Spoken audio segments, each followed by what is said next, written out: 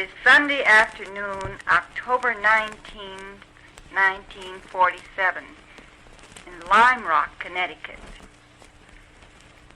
in the office of Alfred Korzybski. He is now talking with Kenneth Keyes on difficulties in learning to apply general semantics.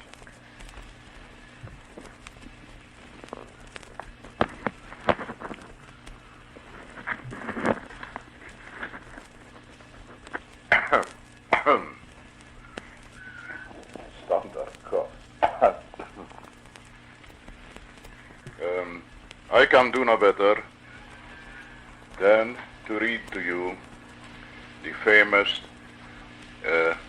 bequest of Professor Pavlov to the academic youth of his country. The important part of the lecture is that what Pavlov said is really, it applies to everyday life, not only science. He's speaking about character development which helps any kind of achievement in any field. Would it be family life, national or international fields? The same bequest could be given to the rest of the world, not only the youth of his country. Here follows Pavlov's bequest. What can I wish to the youth of my country who devote themselves to science? Firstly, gradualness, about the most important condition of fruitful scientific work. I never can speak without emotion. Gradualness,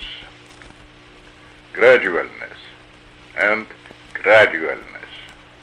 From the very beginning of your work, school yourself to severe gradualness in the accumulation of knowledge. Learn the ABC of science before you try to ascend to its summit, never behind. Begin to subsequent without mastering the preceding. Never attempt to screen an insufficiency of knowledge, even by the most audacious surmise and hypothesis. Howsoever this soap bubble will rejoice your eyes by its play, it inevitably will burst, and you will have nothing except shame.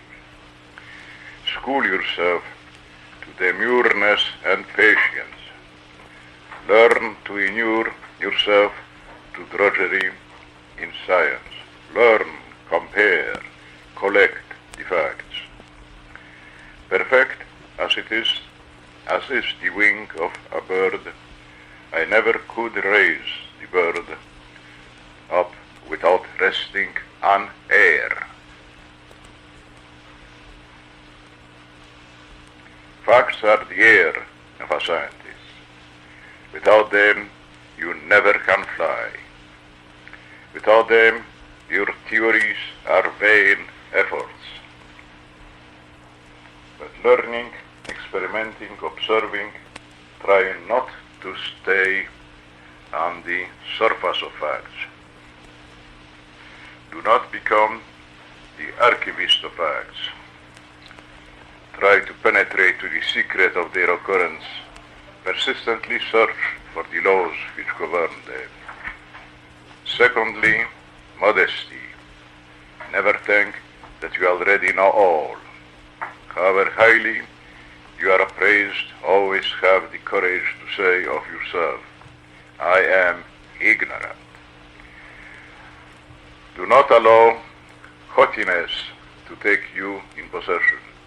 Due to that, you will be obstinate where it is necessary to agree.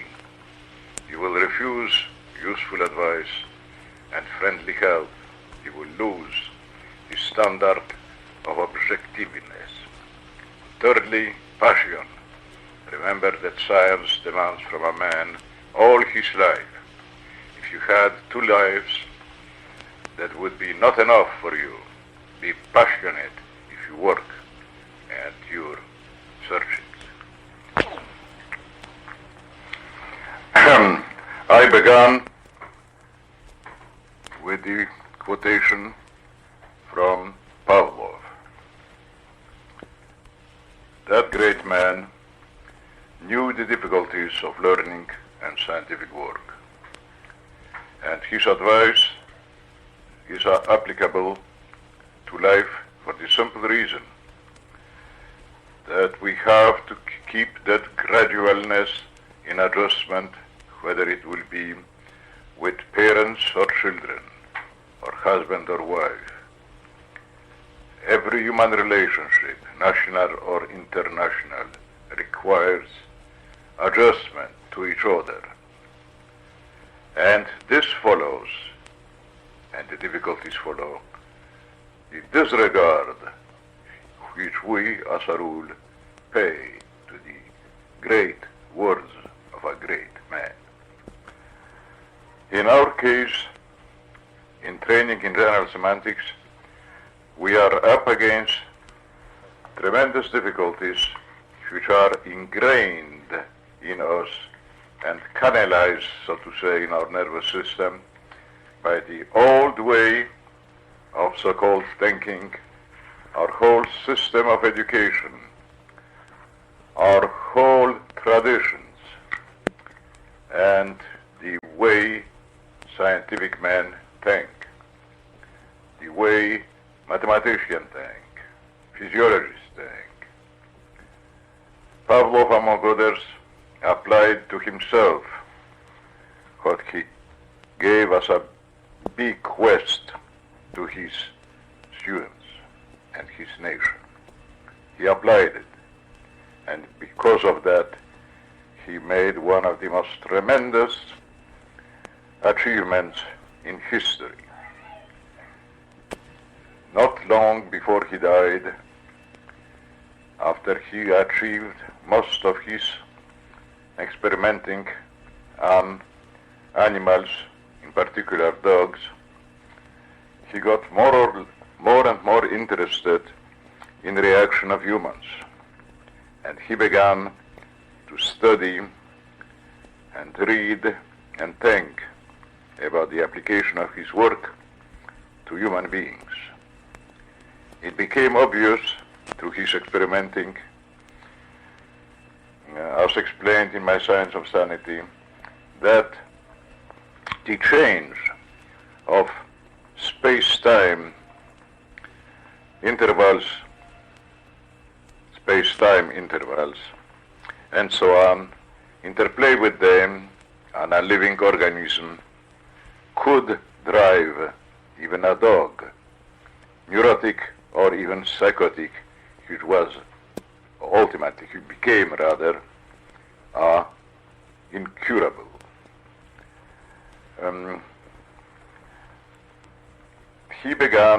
He could not miss, ultimately, the benefit and the consequences of his own work. He couldn't help to notice what happens to the dogs. Later, some of his students began to experiment on animals from a human point of view, trying to produce experimental neurological disturbances in animals. And today they have experiments made on dogs, on cats, on rats, on pigs, goats, sheep, and whatnot. On the bottom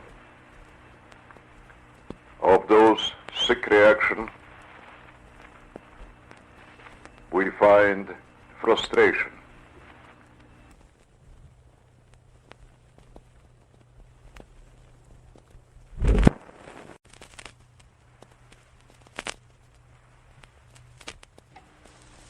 price, maximum expectation with minimum results, which ends ultimately in frustration, and the etc., and the given animal then becomes obviously neurotic or psychotic.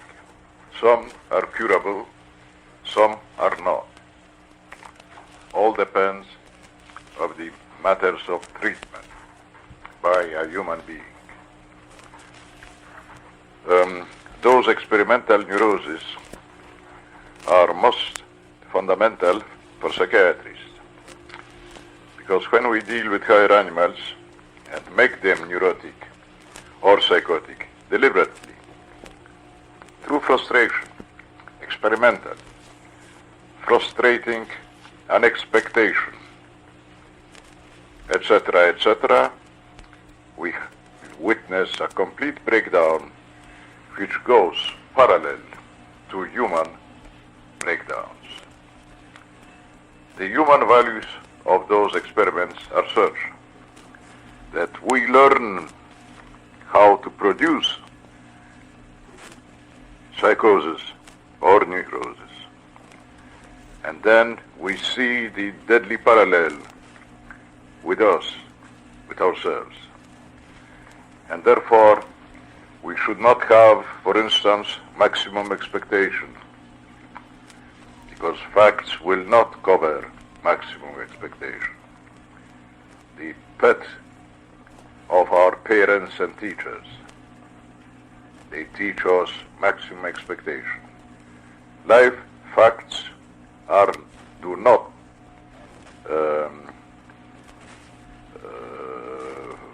follow the maximum expectation.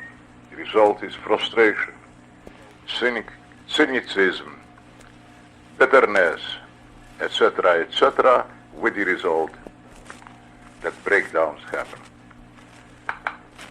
When we learn how to produce experimental neuroses in animals and analyze the situation from a comparative psychological point of view, we learn for ourselves, on our human level, what to avoid, what not to do to remain sane. All of that has naturally very solid experimental foundation, physiological, neurophysiological, and they actually follow the work of Pavlov. Today in every country, and particularly in the United States, every psychological laboratory is dealing with studying the manifestation of animals which have been made ill, so to say, in quotation marks, of course, mentally ill. We learn what not to do. We learn how to educate. We learn how to treat children. And an endless array of purely human wisdom which we learned about. Psychiatrists today fully realize that comparatively few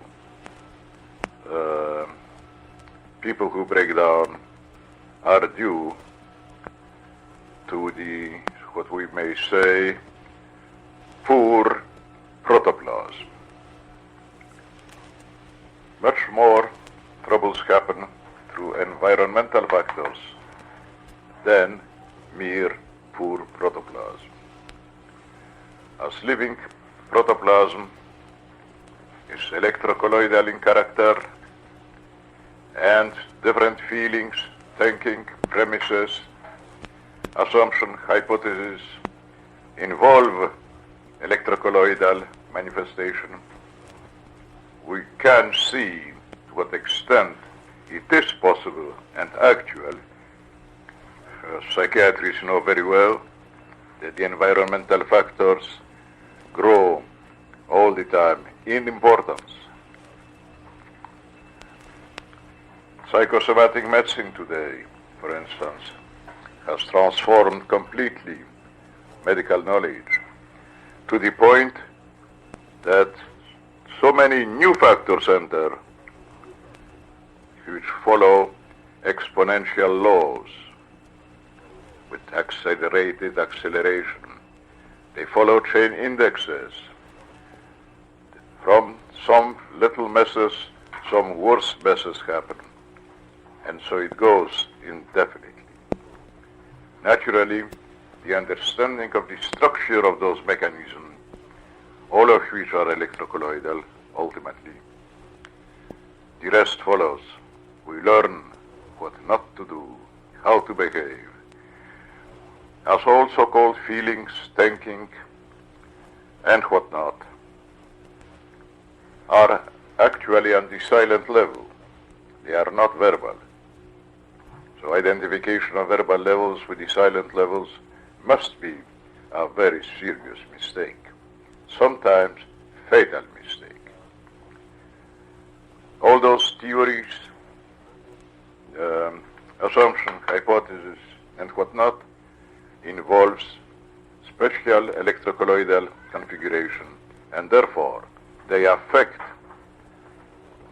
the whole well-being of the human being.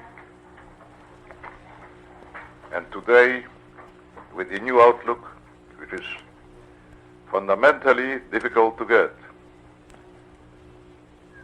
every physician probably knows more about electrocolloids. I would rather say that most physicians have more forgotten about their courses in electrocolloids than I ever knew. In the meantime, they are unable to think electrocolloidally. They still think in terms of such higher abstraction, man-made artifacts like organs,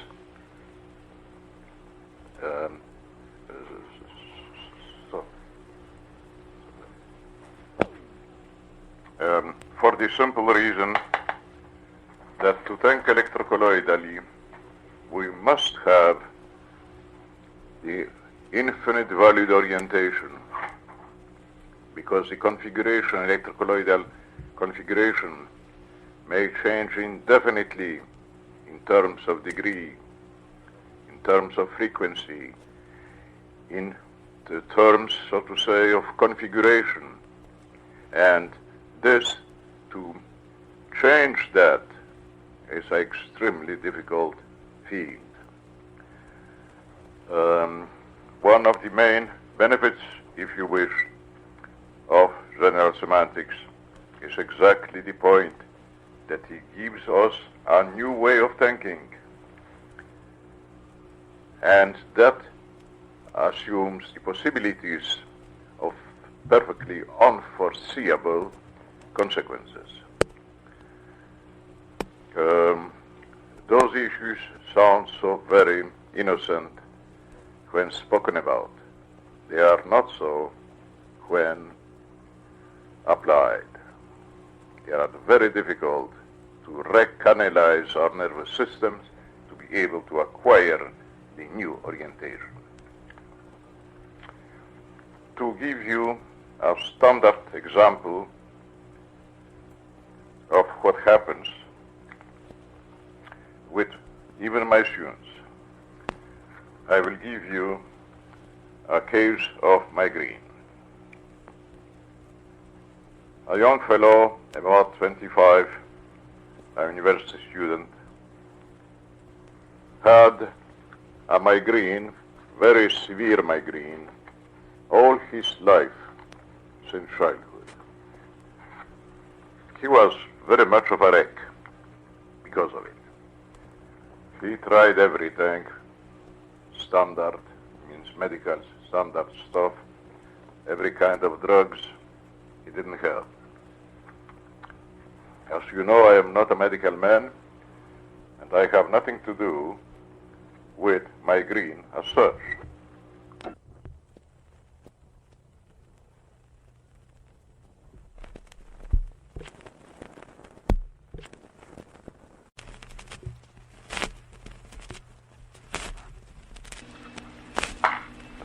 when I was lecturing, of course I didn't mention a migraine or anything of this sort. I just carried on the seminar. In the middle of it, the migraine of the fellow just disappeared. When I saw him after the seminar, he told me this. Of course, I was very happy.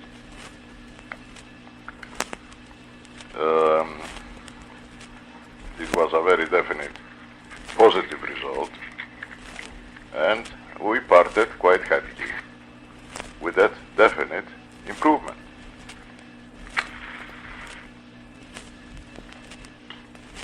Some months later, the fellow came to see me. He just dropped in for a little visit. I asked him, how is his migraine? The answer was sort of bitter, frustrated, oh, as bad as ever. Well, I asked him then, do you persist still working at extensionalization? He said no, quite happily. And not being a medical man, fortunately, I told him, oh, you don't work. I hope you get a better migraine. MD could not do that. I'm glad I am not a doctor, because you couldn't say that to a patient. He was not my patient, he was my student, that's all. Well, apparently,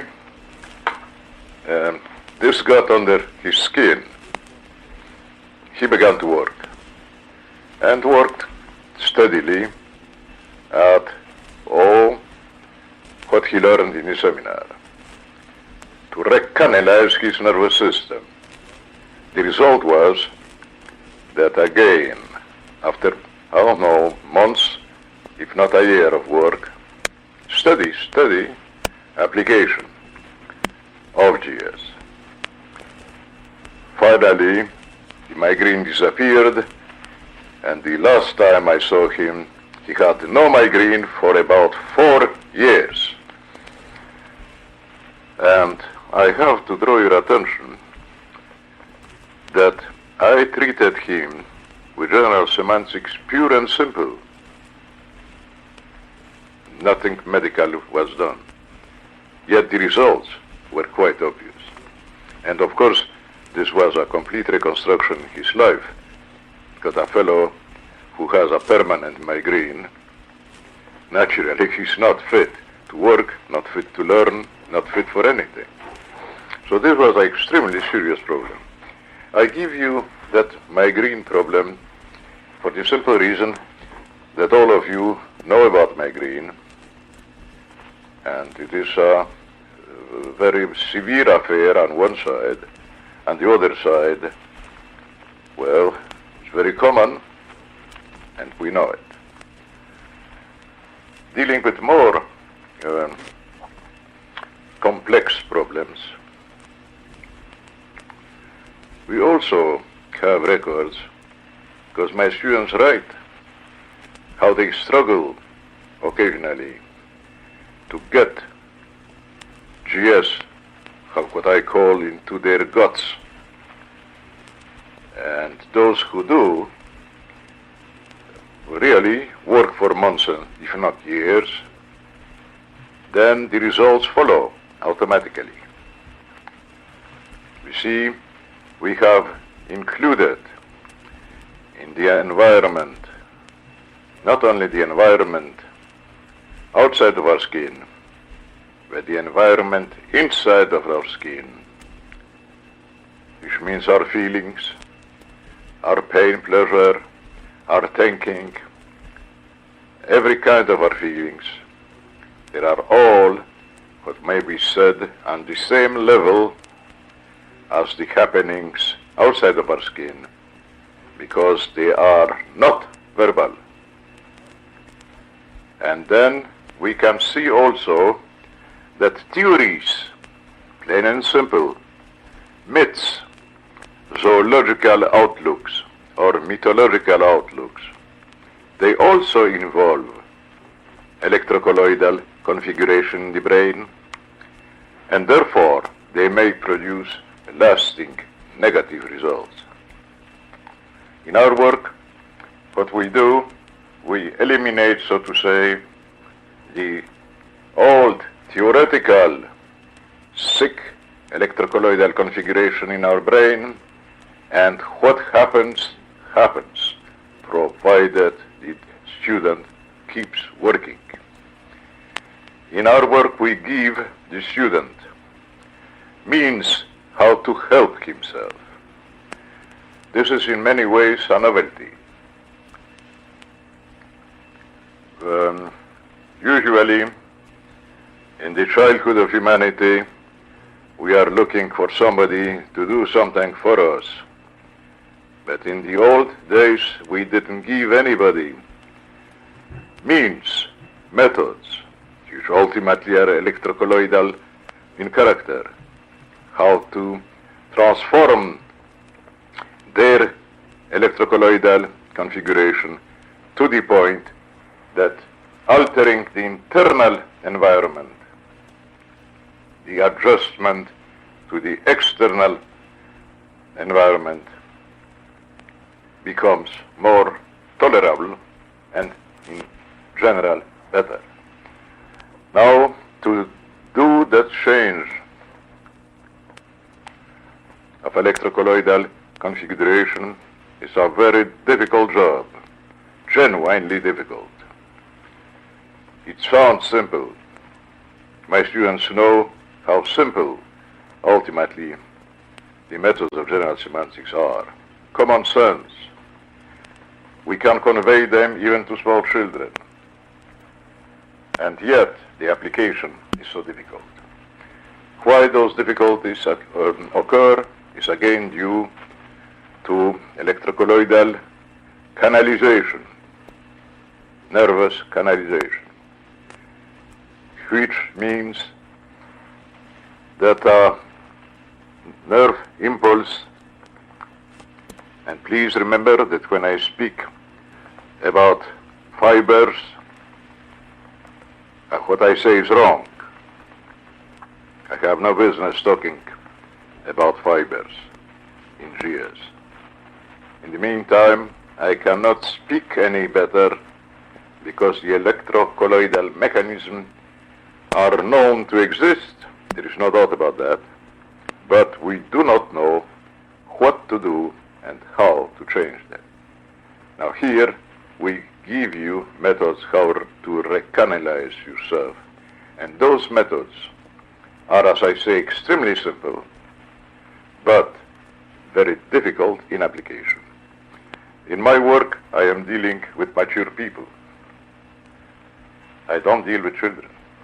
Children have no difficulties about that, but grown-up do have, for the simple reason that they have been canalized through their old outlooks which they inherited from nursery or from school. And to recanalize a nervous system, like to change a habit, it's extremely difficult. We are in the roots of old habits, which again follow the old canalization, and therefore we have to recanalize ourselves if we want to progress. But this requires work, and we have to follow once more the advice of Pavlov. Stop.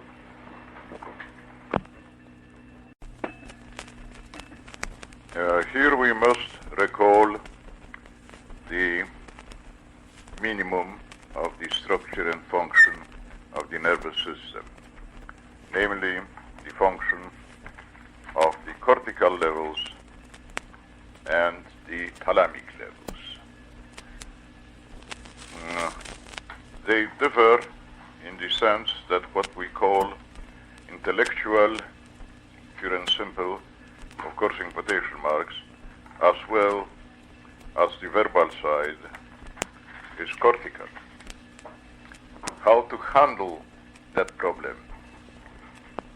Facts show that cortical understanding of anything is not good enough, because our living reaction happen to be on the silent levels, which are predominantly thalamic.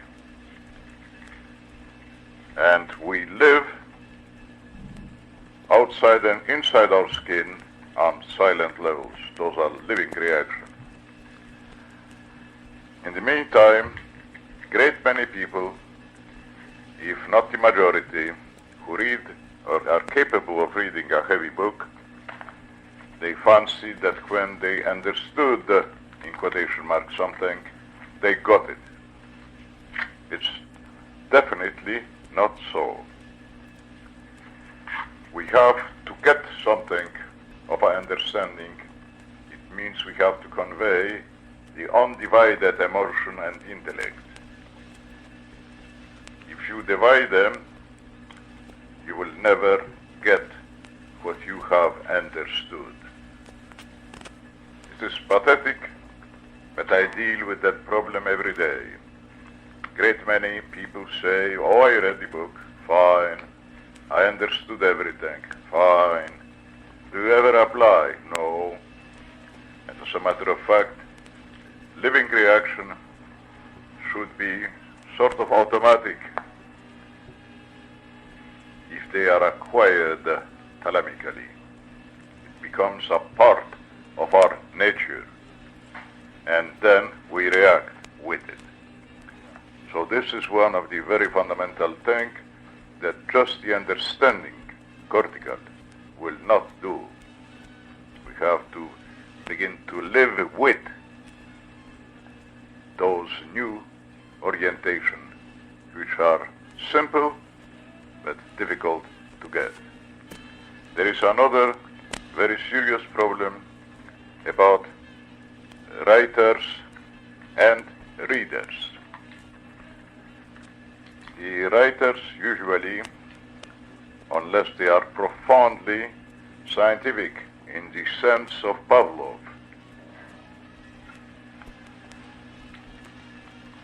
they usually, writing on a subject, they try to translate it in their own way, instead of trying to get themselves what the other fellow, not what he said, but what he wanted to say. Leibniz himself was emphasizing this, and it is deeply true. So that transcribing, so to say, of such a work as a non-Aristotelian system into the old Aristotelian ways is paralyzing the whole benefits, and therefore practically useless. For instance, I can give you great many examples, but I can give you just one example. I knew several men like that of real importance and real achievement. They were fighting the habit of additivity. And one of them said that human reactions are not algebraic sums of reflexes and so on. He's fighting against the plus. But then he says, what matters is that human reactions are conditioned by heredity plus environment. So you see the habit of speech. He's fighting the plus all through his life work. And when he wants to say something deeper to habit of speech, has to say plus so and so. And this is so incredibly common that people realize the lack of additivity in nature, and yet through habit of speech they burst into additivity plus so and so. There is no limit to examples of this. You can catch yourself every day and the same problem, that you impose on nature additivity when in nature, outside our skin and inside our skin, reactions are on the process character, and therefore they are not additive but functional. I speak here functional in the mathematical sense. Those issues are becoming today quite clear scientifically, except we have not learned how to apply that wisdom. And I am quite certain today, after years of experience, that we cannot apply the wisdom we got, for the simple reason that no method or techniques were given in the old Aristotelian world.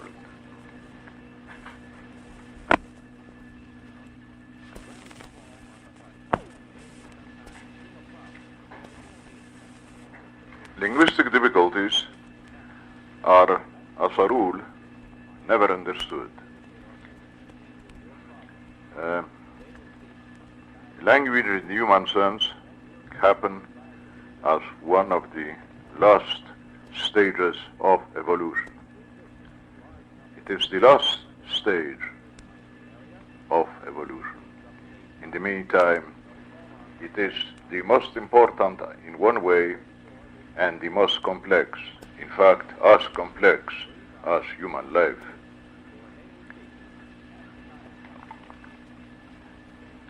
I must stress again that we are living our actual life on silent levels inside and outside of our skins. It's the living mechanism.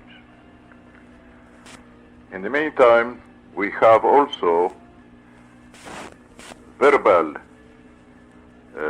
function, and it seems that the verbal functions, so to say, the role of the verbal function is which make the so-called time-binding capacity capable to operate. Time-binding, as you know, is a term which I applied to the functioning of the human nervous system, that we can transmit from individual to individual and from generation to generation the achievements of the past. It means we human beings say the fellow is 40 or 50, is no more 40 or 50 being a human being, that he's 4 or 5 million years old. Because the experiences which were on silent levels of the past could have been transmitted, and in many instances have been transmitted from generation to generation. That's the character of time binding. That definition, so to say, or even that expression, is quite obvious. There is no argument about this. The problem now is to investigate the mechanism of time binding. Well, that's what general semantics has done.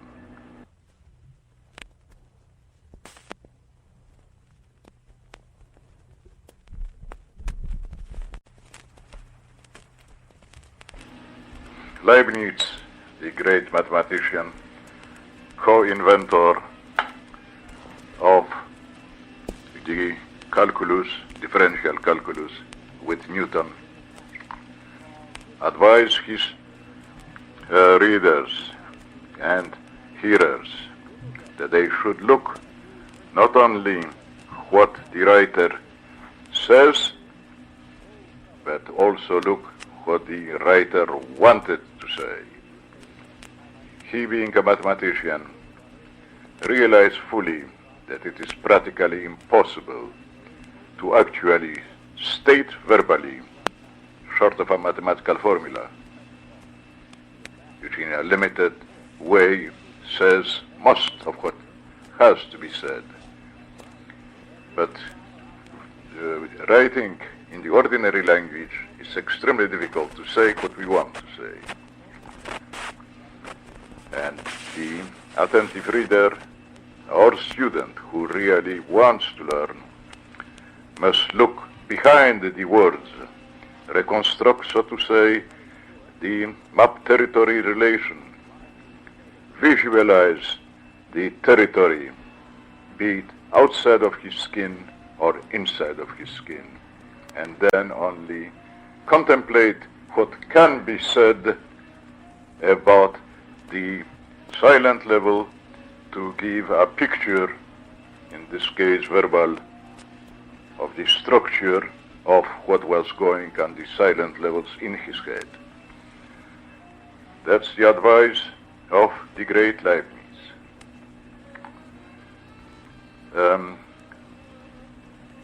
One of the tremendous difficulties is again that because of that real problem, linguistic problem, writers are not conscious of it. They may read, say, a book, say, My Science and Sanity. They may read it. They read into it what isn't there. They are reading their own nervous canalization into the ordinary language of Science and Sanity. Ordinary language. There's nothing special there. The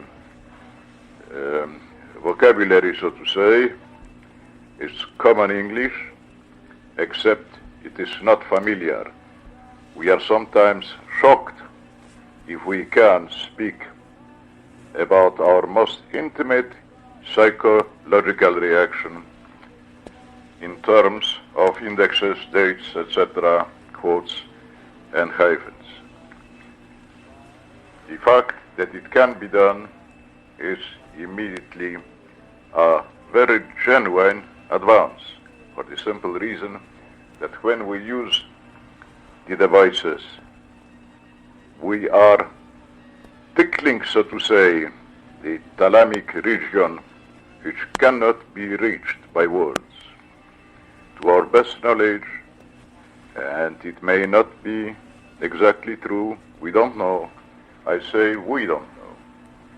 I know what is in print, I know my observation, but it does not mean that what I will say must be correct. I sort of am dubious myself about it, namely that linguistic centers, nervous centers, are in the cortex. I use the expression predominantly cortical region. Remember that expression, predominantly cortical region.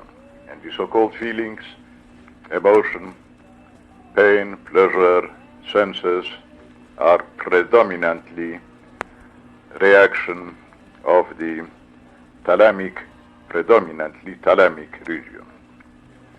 Now,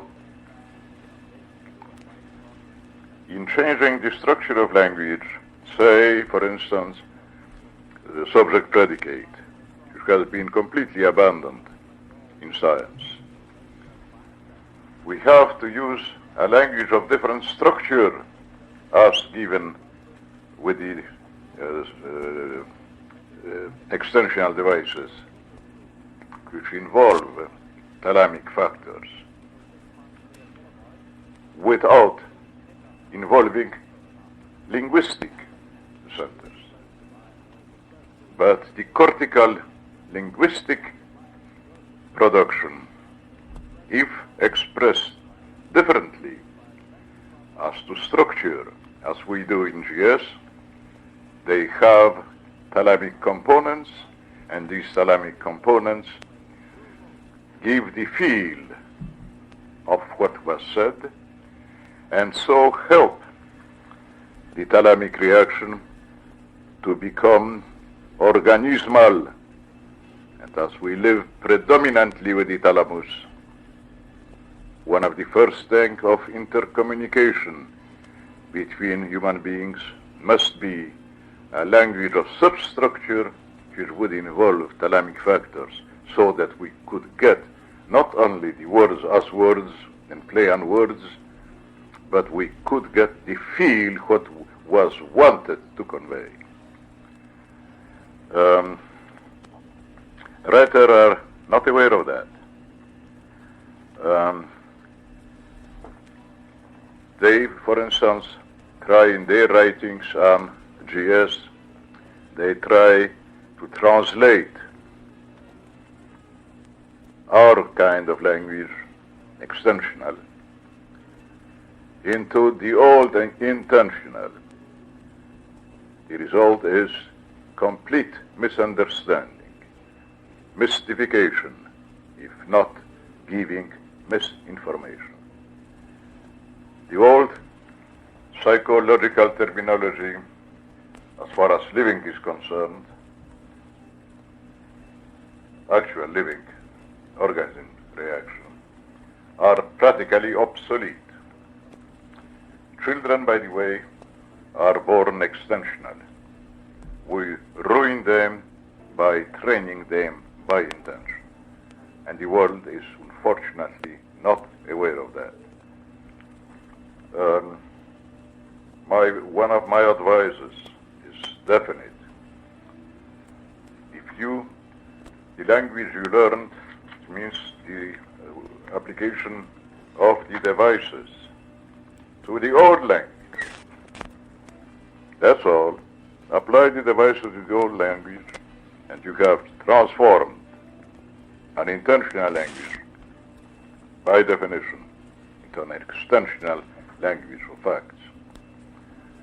As extensional facts, silent levels, are in an indefinite number of occurrences, indefinite. And we have only a very comparatively small amount of words of intentional character, even of words defining words and so on, disregarding completely undefined terms, which are only labels for the silent levels. We still try to play with every kind of theories of meaning. Well, no theory of meaning as yet, outside of mathematics, took into account undefined terms. And undefined terms are only labels for silent levels. And our business is to discover the facts how the verbal forms of expression occur to be similar or dissimilar with the observation of silent levels. The majority of writers on any subject, and particularly in so-called popularization, definitely add their own biases, very often in science even, nursery training, if they try to write or speak, so to say, popularly about scientific problems, who do not follow that particular structure of language.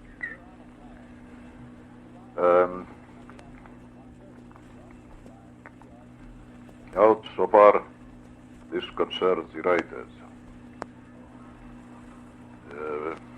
They misinform public very often.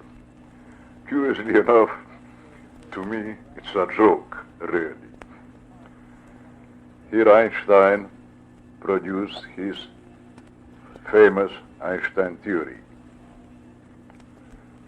Then it was all strictly mathematical, equation, equation, equation. Of course, a layman could not possibly understand it, and it was useless to him. So Einstein's theory remained a mystery for many years. So finally, under the pressure of demand, he produced a famous book, too, on the theory of relativity, Einstein himself.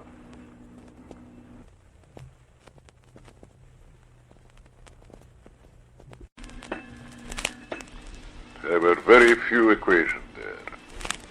All was explained by words. The result was that Einstein planted errors in his own book, which did not exist in his mathematical treatment. It did exist in his popularization.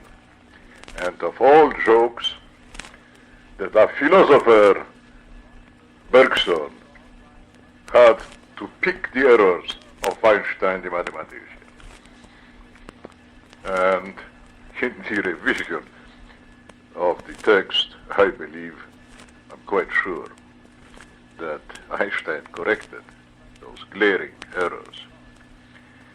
In the meantime, in daily life, to convey, for instance, your observation of anything you have observed, but please remember that you give me your personal verbal reaction to your experiences or observation, which you have observed on the silent level. How to convey that? If you and I, means applies to everybody, both of us are extensionalized and apply the devices permanently. On silent levels, we are trained that way, because we got the devices and the thalamus and the living part of the so-called brain. Then we will ultimately understand each other. I am not certain at all, but the world situation today appears to me, from a political point of view, United Nations business, etc., as thoroughly hopeless. Thoroughly hopeless. For the simple reason that people cannot understand each other. One of the greatest achievements, certainly unhumanly ingenious, was the Tower of Babel, where the Almighty came down to confuse the tongues, because those vermin tried to get at the secrets of heaven, and so the Almighty. It was a very nice gesture of the Almighty. It showed how fair he was toward that poor vermin.